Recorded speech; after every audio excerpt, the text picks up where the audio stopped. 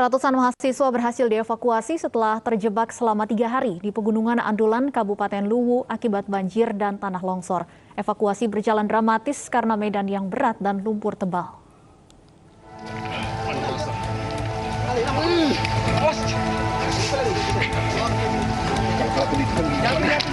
Proses evakuasi ratusan mahasiswa ini berjalan dramatis. Karena banyak diantaranya yang mengalami dehidrasi dan kelelahan hingga tak sadarkan diri dan harus ditandu.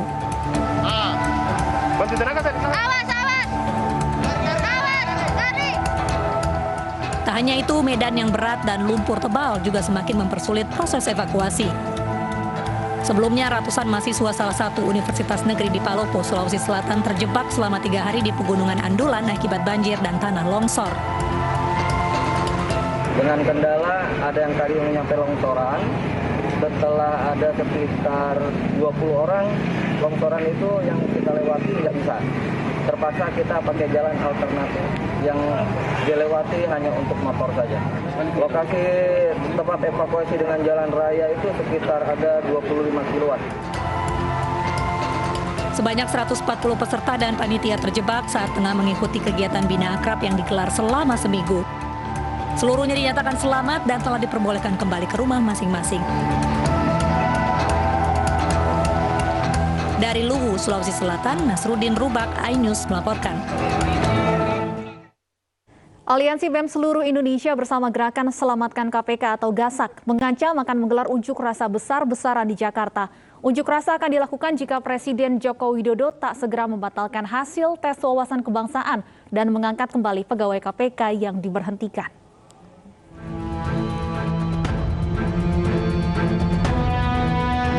Demo besar-besaran rencana akan dilakukan Aliansi BEM seluruh Indonesia atau BEMSI bersama Gerakan Selamatkan KPK atau GASAK dalam waktu dekat di Jakarta. Aksi ini akan digelar jika Presiden Joko Widodo tidak mengabulkan tuntutan mereka, yaitu membatalkan hasil tes wawasan kebangsaan atau TWK pegawai KPK.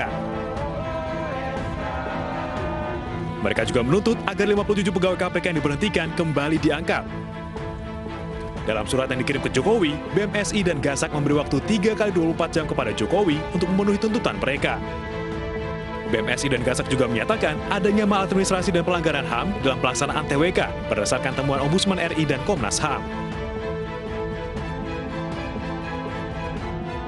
Sejumlah alasan juga disampaikan BEMSI dan GASAK yang bisa menjadi dasar bagi Jokowi untuk bertindak. Di antaranya, KPK dilemahkan secara terstruktur, sistematis, dan masif melalui revisi undang-undang. Pimpinan KPK terpilih bermasalah karena melanggar etik, hingga proses alih status pegawai yang syarat pelanggaran. Selain dari mahasiswa, desakan juga datang dari masyarakat sipil dengan dibentuknya Kantor Pemberantasan Korupsi Darurat Jumat lalu. Kantor ini juga didirikan oleh sejumlah pegawai KPK yang dipecat. KPK tandingan ini didirikan sebagai simbol kekecewaan terhadap kinerja KPK. Mereka juga menitipkan pesan kepada Jokowi agar membatalkan TWK. Lalu cukupkah desakan berupa ultimatum dan pendirian KPK tandingan ini dilakukan? Haruskah demo besar-besaran oleh mahasiswa direalisasikan di tengah pandemi? Tim iNews melaporkan. Apa yang menjadi target mahasiswa sehingga harus unjuk rasa besar-besaran mengkritisi nasib pegawai KPK yang akan diberhentikan akhir September nanti? Kami akan bahas bersama Koordinator Isu Hukum dan HAM Badan Eksekutif Mahasiswa Seluruh Indonesia, Staf Sus Mensesnek Valdo Maldini, dan Ketua Komnas HAM Ahmad Taufan Damanik. Selamat sore Pak Taufan, Mas Valdo dan Zaki. Selamat sore. Selamat sore. Baik, saya ingin ke Zaki terlebih dahulu. Zaki, saya ingin langsung konfirmasi apakah rencana aksi unjuk rasa masih sesuai jadwal akan digelar besok? Baik, terima kasih atas kesempatannya. Kami izin menyampaikan bahwa kawan-kawan mahasiswa sesuai dengan apa yang menjadi isi dari surat ultimatum yang telah kami sampaikan kepada Pak Jokowi, kami akan, karena ketika hari ini kami tidak melihat ada tindakan dari Pak Jokowi, tidak ada keberpihakan oleh Pak Jokowi, maka kami akan merencanakan sesuai dengan upaya kita 3 kali 24 jam. Ternyata Pak Jokowi tidak menghadirkan keberpihakannya, kami akan turun ke jalan. Dan insya Allah kami di besok hari akan menduduki KPK, gedung KPK Merah Putih, untuk kemudian memberikan pesan, memberikan refleksi kepada Pak Jokowi, kepada Pak Firly, bahwa banyak hal-hal yang harus dilakukan, bahwa ada hal yang perlu kita dorong bersama, yakni perubahan KPK untuk kemudian menjadi waras kembali. Terima kasih. Baik, Zaki, ada berapa mahasiswa yang rencananya akan mengikuti aksi unjuk rasa ini? Baik, sejauh ini tidak kurang dari 1.000 mahasiswa kami akan turun ke jalan. Ini pun sedang melakukan penjaringan lebih lagi, karena memang apa yang menjadi keresahan ini ya keresahan rakyat Indonesia. Jadi dorongan-dorongan dari mahasiswa semakin hari semakin menguat hingga hari ini. 1.000 mahasiswa ini artinya ada yang berada dari luar kota juga? Ya, bahkan kawan-kawan dari Sumatera, kemudian Mataram, Kalimantan sudah berada di Jakarta sore hari ini, dan beberapa kota besar juga seperti Solo, kemudian Jogja, mahasiswa akan turun ke jalan. Baik, Mas Faldo, seperti apa kemudian sikap pemerintah menanggapi rencana aksi unjuk rasa ini?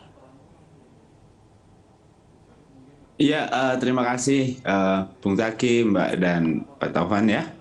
Ya, dari awal kita sama-sama sadar bahwa kondisi kita hari ini sedang sama-sama berjuang menghadapi pandemi. Yang penting ya tidak ada kerumunan sebenarnya. Jadi karena kita sudah lihat angka COVID membaik, kerja tenaga kesehatan sudah optimal.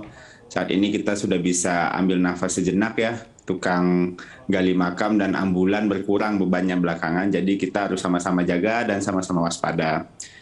Dan yang menurut kami, mohon izin jika ada yang ingin berkerumun berarti tidak sayang sama tenaga kesehatan, tidak sayang sama keluarganya, tidak sayang dengan dirinya, tidak sayang sama gerobak-gerobak ekonomi rakyat yang sudah mulai bergeliat. Ya, kami memohon untuk menahan diri, karena kita tidak tahu. Jadi ini kita melihat kondisinya sudah mulai bergeliat kembali. Karena kan kita ini keluar dari pandemi ini adalah keyakinan kita semua.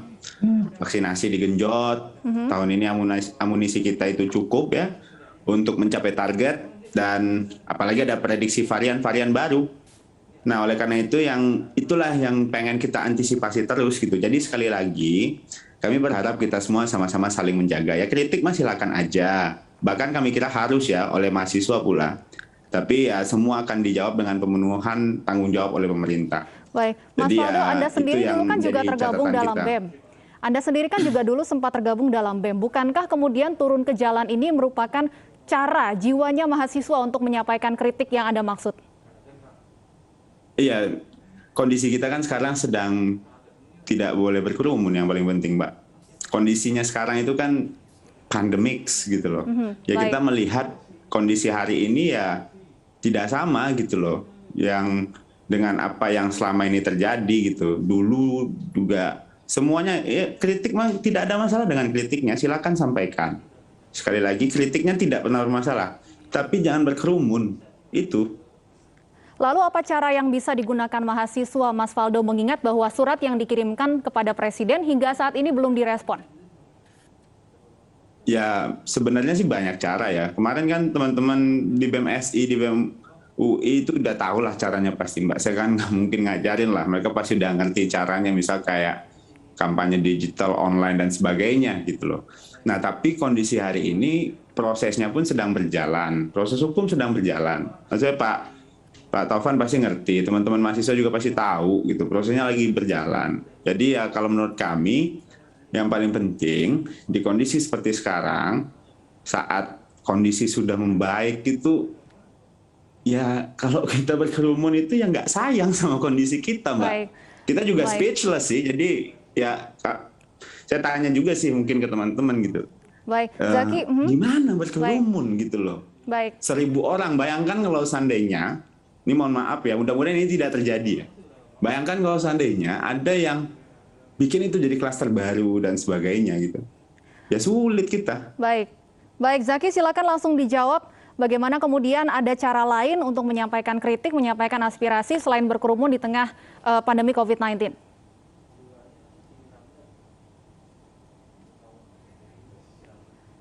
Zaki, baik sepertinya ada gangguan komunikasi. Zaki bisa dengar suara saya? Baik. Ya, Zaki silakan langsung Baik, ditanggapi. Begini Bang Faldo, ini tadi saya keberatan ya ketika Bang Faldo bilang bahwa kami mahasiswa itu tidak sayang pada rakyat. Bahwa apa yang kita lakukan ini adalah bukti atau simbol kita sayang kepada mereka. Karena apa? Karena kami pun besok akan mendorong bagaimana aksi kita itu dilakukan dengan protokol kesehatan. Kita akan jaga jarak, kami akan menggunakan masker dan ada tim khusus yang untuk kemudian mengingatkan kawan-kawan untuk kemudian menjaga protokol kesehatan. Kemudian saya bertanya-tanya gitu. Tadi pertama adalah terkait proses hukum yang sedang berjalan gitu. Putusan MK sudah ada, putusan MA kemudian sudah hadir, Komnas HAM kemudian sudah memberikan bagaimana temuannya, kemudian Ombudsman dan lain sebagainya. Kemudian kami melihat bagaimana pemerintah hari ini tidak bertindak gitu dengan pelemahan KPK yang sudah tersistematis sejak 2019. Salah satu buktinya mungkin ada SP3 BLBI. Samsul Nur Salim ada kerugian negara 4,58 triliun dengan dasar ya pasal 40 Undang-Undang 19 tahun 2019 itu menjadi lepas begitu saja. Padahal BPK sudah menetapkan ada kerugian negara dan kami mempertanyakan semangat KPK untuk memberantas korupsi. Pertama itu. Kemudian yang kedua, janji Pak Jokowi untuk kemudian memperkuat KPK itu di periode pertama, kemudian dijanji-janji, kemudian beliau mau nyalon juga di periode kedua, itu disampaikan, dilontarkan terus gitu. Tapi hari ini kami tidak melihat bagaimana ada upaya atau tindakan dari Pak Jokowi. Sejauh ini kami mendengar juga bahwa jangan apa-apa ke saya, jangan apa-apa ke saya. Kami mempertanyakan gitu. Ketika ada influence yang menikah gitu. Beliau gercep banget gitu untuk kemudian menghadiri. Tapi hari ini KPK terbukti dilemahkan dengan TWK yang sebegitu cacatnya, kemudian ada temuan pelanggaran HAM dan seterusnya. Ada nasib 56 pegawai KPK, 57 pegawai KPK yang dipertaruhkan juga. Dan mereka sedang menggarap kasus-kasus yang besar. Tapi hari ini pimpinan KPK dengan SK 652, kemudian SK 1327 itu menyampaikan diberhentikan kemudian dinonaktifkan mereka gitu. Baik. Nah ini kami bertanya-tanya. Baik Pak saya ingin ke Komnas HAM. Pak Taufan, Anda melihat apakah aksi unjuk rasa ini hal yang wajar, hal yang tidak bisa terhindarkan, mengingat hingga saat ini memang tidak ada sikap dari Presiden terkait hasil TWK? Ya, saya kira unjuk rasa itu kan hak asasi manusia ya. Ya kita baca konstitusi kita, undang-undang dan lain-lain ya. Kemudian juga standar hukum HAM internasional itu kebebasan berekspresi itu adalah hak yang dilindungi oleh undang-undang dan konstitusi kita. Jadi orang berdemonstrasi itu sebenarnya sah-sah saja untuk menyampaikan aspirasinya. Ya. Nah, yang jadi masalah memang sekarang ini ada situasi pandemi. Di mana dengan situasi pandemi memang kita harus memperhatikan protokol kesehatan. Gitu kan. Nah ini yang saya kira harus dicarikan titik temunya seperti apa. Gitu. Karena substansi pokoknya itu adalah bagaimana adik-adik mahasiswa ini bisa menyampaikan aspirasi mereka, apa yang mereka ingin sampaikan, pikirkan selama ini terkait dengan KPK atau isu apapun ya dia, tidak hanya isu ini. Nah dalam soal itulah kemudian kita harus carikan solusinya itu. Dengan satu situasi yang kita sebut sebagai pandemi, di mana protokol kesehatan harus diperhatikan, lantas harus dicarikan solusinya. Tidak bisa pilihannya hitam atau putih, tapi harus dicarikan solusi. Karena substansinya yang penting pikiran dari adik-adik mahasiswa ini ya sampai kepada pemerintah dalam hal ini Presiden. Itu yang saya kira ya, tanpa menghilangkan substansi dari hak tadi dan juga sisi lain mempertimbangkan situasi pandemi. Saya kira ini yang perlu dicarikan solusi juga. Baik, dan Pak Taufan terkait TWK sendiri, Anda sempat menyebutkan bahwa tanggapan Presiden Joko Widodo terhadap TWK akan dipantau atau disorot oleh dunia internasional. Apa maksud Anda?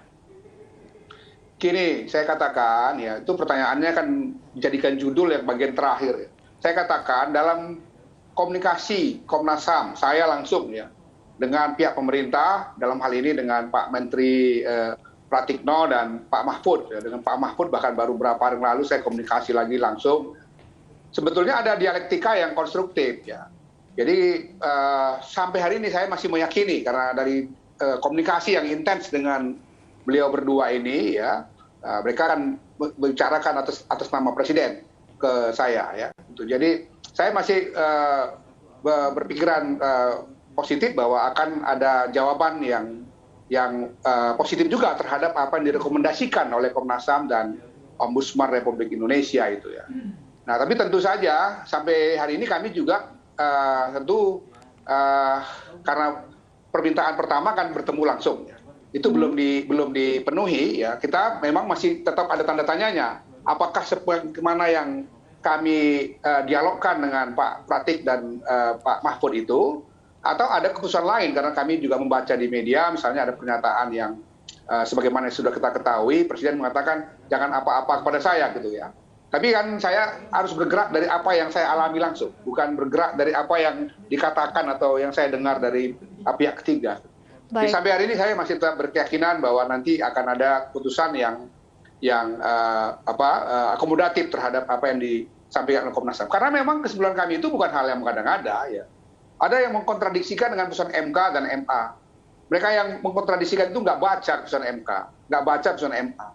Putusan MK dan putusan MA itu menegaskan aspek normanya gitu. Jadi bahwa TWK ini oleh MK dikatakan dia sesuai dengan konstitusi. Yang MA mengatakan bahwa Perkom dari KPK terkait dengan TWK itu sesuai dengan undang-undang.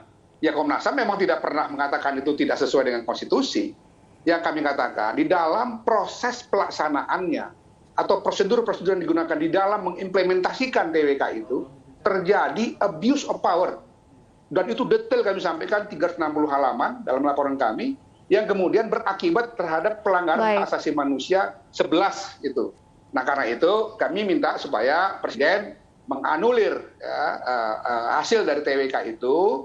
Bahkan kami sampaikan juga untuk memberikan pembinaan terhadap kementerian lembaga yang terkait dengan pelaksanaan TWK. Jadi bukan norma TWK-nya yang kami persoalkan, tetapi pelaksanaannya. Itu kurang lebih. Baik, Mas Faldo, mengapa hingga saat ini pemerintah seolah masih bergeming terkait TWK ini, baik itu surat dari BMSI maupun juga permintaan dari Komnas HAM untuk bertemu atau berdiskusi langsung dengan Presiden Joko Widodo? Ya, terima kasih. Saya ke Bung Zaki dulu kali ya Mbak ya. Jadi gimana ya, Bung Zaki kan lihat nih, sampai hari ini kan KPK masih bekerja. Bahkan kemarin itu menangkap pimpinan lembaga negara bahkan ya. Ya kita bisa lihat gitu loh. Jadi ya semuanya masih bekerja dengan baik. Dan ya ultimatum ya tidak apa-apa gitu. Tapi ya sekali lagi semuanya itu dijawab dengan performa ya, dan lihat saja KPK ke depan tetap berjalan gitu. Karena kondisi ini sekali lagi memang pandemi ya, angka kita jadi jauh lebih baik. Nah sekali lagi saya ingin tekankan, yang berkerumun tentunya tidak sayang sama keluarganya, dirinya, sama bakul-bakul rakyat. Ini kan kepentingan negara kita hari ini ya penanganan pandemi gitu. Kalau kepentingannya sama, tentu kita sama-sama menghindari kerumunan. Nah kalau saya nggak sama ya kita juga bertanya ini kepentingan siapa gitu loh. Dan sekali lagi kita terbuka ya untuk semua kritikan dan masukan, termasuk dari Pak Taufan Damanik juga tadi menyampaikan poin-poin dan sudah ada pertemuan sebagainya. Namun memang langkah Presiden tentu butuh waktu Mbak untuk tinjauan lebih lanjut. Karena memang kan proses hukumnya juga belum selesai semuanya juga gitu. Jadi ya mudah-mudahan ya dalam waktu ke depan kita bisa lihat juga gitu. Tapi ya sekali lagi untuk konteks penanganan korupsi, pemberantasan korupsi, semuanya sedang berjalan, semuanya sedang bekerja. Baik. Sekali lagi ya, bukan berarti kita melarang kritik. Kritik selalu dipersilahkan oleh Bapak Presiden, tidak pernah baper, dan kritik akan selalu kita jawab dengan pemenuhan tanggung jawab. Kira-kira begitu. Baik, Mas Faldo, tadi Zaki menyebutkan bahwa aksi unjuk rasa akan menerapkan protokol kesehatan. Bagaimana tanggapan Anda? Ya, 1.000 orang. Maksud saya ya itu yang menjadi poin gitu ya. Poin kita adalah kita itu hari ini punya kepentingan yang sama untuk keluar dari pandemi ini gitu loh. Karena kan angka lagi bagus, Mbak, gitu kan. Terus kita lihat orang udah mulai keluar rumah lagi gitu. PPKM sudah tidak level 4 lagi Jawa Bali, sudah turun. Nah, kondisi inilah yang kami kira penting untuk sama-sama kita saling jaga gitu. Saling kita rasakan lah gimana rasanya hari ini gitu. Kita tidak mudah untuk bertahan, bangkit, menang di menit-menit terakhir gitu. Itu yang menurut kami menjadi kepentingan kita bersama hari ini. Oh, kalau seandainya ada yang berkerumun, tentunya kita juga silahkan saja gitu. Tapi ya sekali lagi, ukurannya tuh apa gitu loh, prokesnya gitu loh. Dan apa ukurannya? 1.000 pakai masker semuanya. Apa ukurannya? Dan ini mudah-mudahan, saya tidak ingin mendoakan yang jelek juga gitu. Tapi kita kan sama-sama tahu nih kepentingan kita sama gitu loh. Bahwa kita ingin menghindari kerumunan ini. Pandemi ini. Baik, Zaki, singkat saja bagaimana kemudian BMSI akan memastikan penerapan protokol kesehatan dalam aksi unjuk rasa besok? Betul. Halo, masuk ya suaranya? Ya, sudah terdengar, Zaki. Baik, insya Allah kami akan ada orang-orang yang khusus mengingatkan protokol kesehatan, jaga jarak, kemudian bagaimana keamanan bisa diberlakukan juga di sana. Mungkin satu hal, Bang Faldo. Siapa Bung Zaki yang menentukan prokesnya siapa? Ya kami sudah telepon dan Oke. Ya dari kawan-kawan Gasak, Gerakan Selamatkan KPK dan BEM seluruh Indonesia. Nah, ini yang menjadi catatan Bang Faldo belum pernah menyinggung tentang apa yang menjadi tuntutan kita. Nah, ini mungkin sekalian mumpung ada Bang Faldo, tolong disampaikan Bang Faldo beberapa hal kenapa kami bersuara sedemikian rupa, ingin menyampaikan dan sampai mengultimatum juga karena ada ketidakwarasan, ada ketidakrasionalan yang terjadi di KPK. Ini bukan persoalan KPK kemarin menangkap wakil DPR dan lain sebagainya. Coba kita berorientasi bagaimana ada hal yang salah, kemudian kira-kira kita akan bersikap atau tidak. Yang jadi catatan adalah pertama, putusan MK sudah jelas. Putusan 70 MK 2019 menyampaikan bahwa peralihan pegawai KPK untuk kemudian menjadi ASN itu tidak boleh merugikan. Dari pegawai KPK itu sendiri. Terus yang kedua adalah bagaimana TWK ini itu terjadi pelanggaran HAM. Tadi disebutkan 11 pelanggaran HAM. Kemudian yang kedua bagaimana ada cacat, pertanyaan-pertanyaannya aneh gitu, dan itu mengganggu hal privat atau ritual beragama gitu. Baik, kami tangkap poinnya. Mas Faldo, silakan langsung ditanggapi singkat saja terkait dengan apa yang menjadi tuntutan dari aksi unjuk rasa ini. Ya, silakan saja, tidak apa-apa, semuanya akan dijawab dengan performa.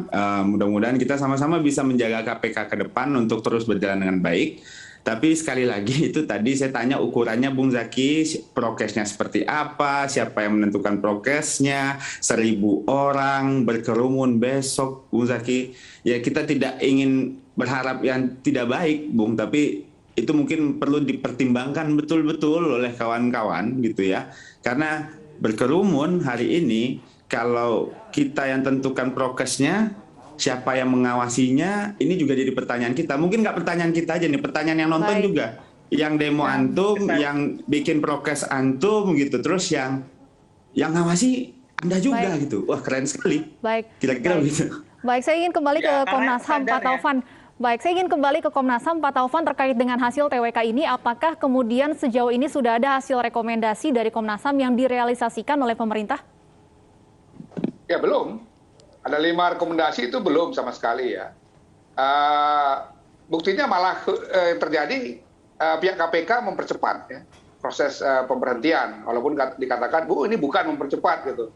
Kan kita tahu undang-undangnya itu harusnya kan berlaku tanggal berapa, bulan berapa kan. Tapi sampai 30 September itu mempercepat sebetulnya. Jadi yang ingin juga saya katakan begini ya. Kalau kita, boleh aja kita mengatakan bahwa KPK masih berjalan baik-baik saja, performance-nya baik-baik saja. Performance dari satu institusi negara itu diukur juga oleh kepatuhan institusi negara itu kepada norma hak asasi manusia.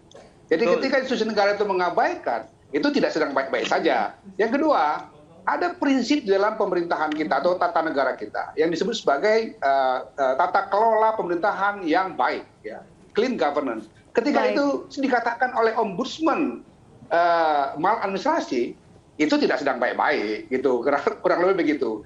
Jadi ini sebetulnya adalah warning dari dua lembaga negara, Komnas HAM dan Ombudsman, serta juga pandangan-pandangan yang memang bukan lembaga negara ya, tapi misalnya para guru besar, para tokoh-tokoh memberikan pandangan-pandangan yang kritis terhadap kinerja atau posisi KPK sekarang. Saya kira saya juga menghimbau kepada teman-teman KPK, mulailah membuka diri untuk melihat bahwa kita bukan sedang baik-baik saja. Itu yang saya katakan tadi di dalam judul yang tadi Anda sebut juga. Saya khawatir, saya katakan waktu dalam diskusi itu. Nanti ini akan jadi perhatian internasional. Hati-hati loh, tempo hari soal Papua kita nganggap ini masih belum apa-apa, kita denial. Sekarang Sekjen PBB dalam pidatonya bicara mengenai itu tanda-tanda. Walaupun saya tetap masih percaya kemampuan dari diplomat kita tetap akan bisa menjaga ya posisi politik Indonesia, integritas negara kita. Tapi kan kita nggak boleh lengah dengan keadaan itu.